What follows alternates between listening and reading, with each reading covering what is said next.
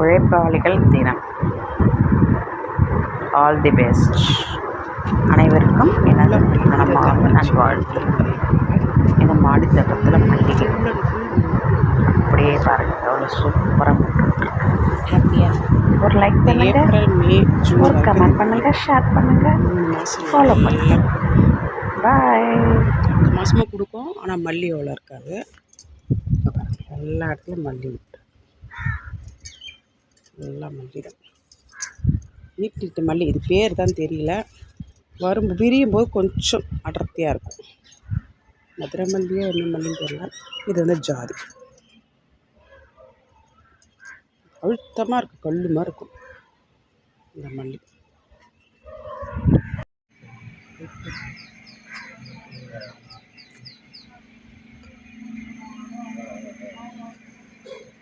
மாடி தோட்டத்தில் மல்லி சுற்றி ஃபுல்லாக இருக்குது.